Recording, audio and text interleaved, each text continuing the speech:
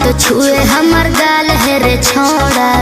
हम करब बवाल तोर गलत नहीं दाल है रे छोड़ा। तोर जवानी लगे एरोप्लेन के,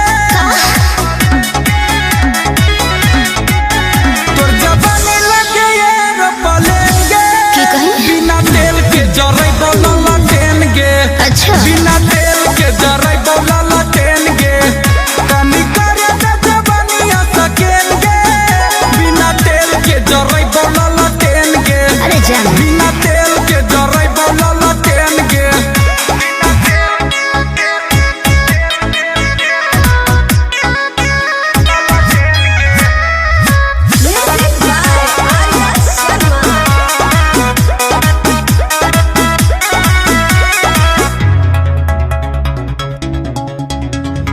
ज्यादा बहकमी तो पूछ दे बोलोल रे।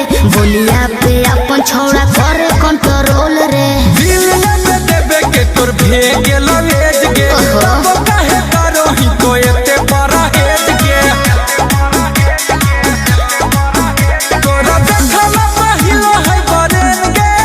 अच्छा तोरा देखला पहिलो है बरेन के। बिना तेल के जरै बोला ट्रेन के। बिना तेल के जरै बोला ट्रेन के। तोरे कॉपी रखो हमारा तो पेन के। बिना तेल के जरै बोला ट्रेन के। बिना तेल के जरै बोला ट्रेन के।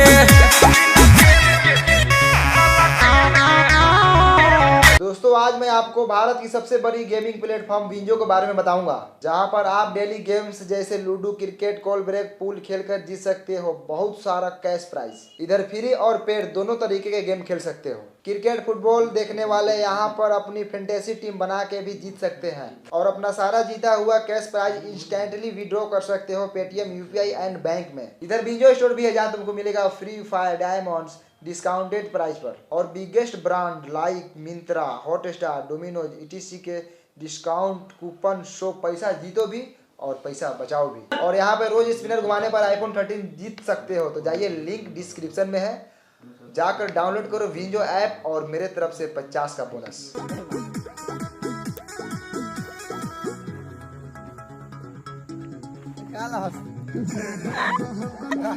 चलिए अब पीछे से हटो। हटाओ भाई, चलिए छोड़ना कौन सा। इधर आओ ना। रे सारे केला और ठीक है। चलिए हटो मुना, हटिए। चलिए चलिए, रात हो रहा है, चलिए ना, लेट हो रहा है। हमें घूमने जाना है। हाँ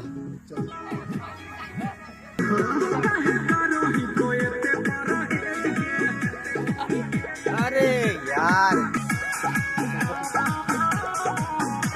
चल चल चल। हाँ मत छुए हम